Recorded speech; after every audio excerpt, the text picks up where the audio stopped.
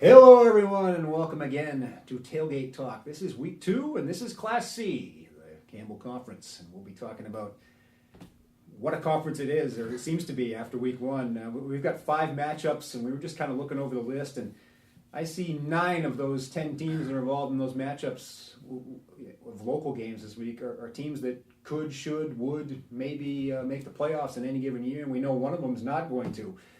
Just because it's an 8-team deal. So these games early in the season are taking on added importance. And one in particular, Trape at Winthrop on Friday night.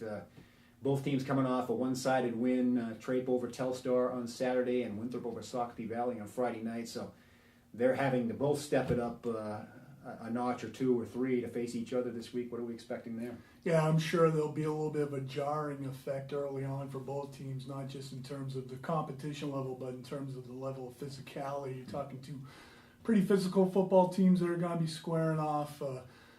Trey very impressive against Telstar, 16 seniors back, so of course they don't look like they miss a beat with Corey Aldecoa running the football. Winthrop a little bit more of a two-pronged attack with Danny Moody and Zach Glazier picking up where they left off last year as well, with that two-headed running back situation. It's a big game, obviously, for both teams, but I think especially for Winthrop, if they can beat a team that many figured were a favorite in Western C in Trape, that would really establish things for them and really get them rolling through the rest of the schedule. Another big one this week. 2 teams that won tough ones on opening night. Dirigo at Winslow. We know crazy things happen at Poolin Field. We know last time that Dirigo went up there on a Saturday, they had an interesting, if not controversial, finish in overtime. This is another one of those games that could have that kind of feel. I don't think either team would be seen as an overwhelming favorite going into this one. No, I saw Winslow last week against Poland, and they pulled out a 1-point victory. And they were missing some kids. They had some kids on academic probation, but it's still a lot of the characteristics of a Winslow team, just tough and physical, but with plenty of speed with Dylan Hapworth running the football. And Dirigo coming off, I think, a pretty big win for themselves against Lisbon last week, and Spencer Trenoweth, Nick Young, more of a balanced attack this past week for Dirigo than they've had in years past. It's going to be huge up to Winslow to do that because, like you said, strange things can happen, and you don't want to let those gremlins kind of sneak in at the end of the game. You want to take care of business early on, but that's easier said than done against the Black Raiders. If you watch our Class B video this week, we talk about Mountain Valley being a team that we don't remember the last time, if ever, they went to 0-2. A team in Class C that fits that profile is Lisbon. You just don't see them start a season like that.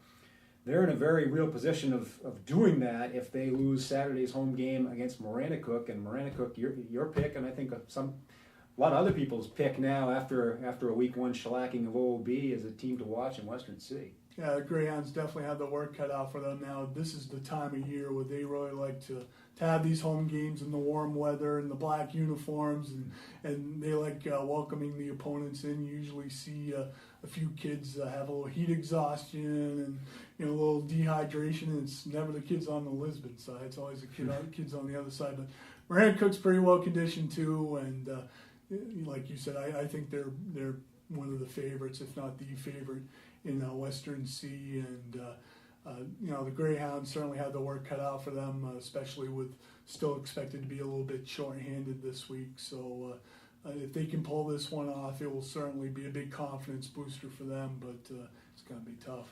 One more intriguing game we want to talk about, Poland at Yarmouth. Yarmouth's 24-game winning streak ended abruptly and in sound fashion at Oak Hill last Saturday. 2-time defending state champions, they would be in danger of going to 0-2 if they drop one to Poland, a team that I think you saw them Friday night, and they're going to be in the mix.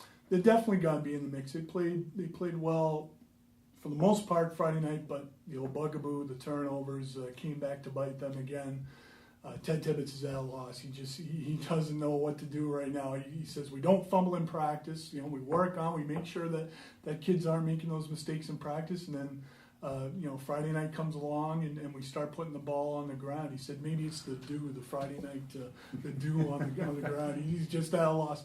But they're facing the Yarmouth team that isn't clearly, not to take anything away from Oak Hill, they were terrific on Saturday, but that clearly is not the Yarmouth team that we're used to seeing the last couple of years. Not just without Anders Overhog, but without their front line. They're just not as tough and as stout up front as they have been in the past. You expect them to get a little bit better as the season goes along with their new coaching staff and everything. But I think Poland can present a pretty formidable challenge. They made some big plays in the running game last week with Tony Whalen and Ever Bertrand. I mean, they really had some huge runs for them last week, and that's something that Yarmouth is normally used to doing against opponents. If they have it done to them, who knows how they'll react. So I wouldn't count Poland out in this game. And speaking of Oak Hill, we don't want to leave the Raiders out. They have the road trip to Bethel this Saturday afternoon to take on the Telstar Rebels.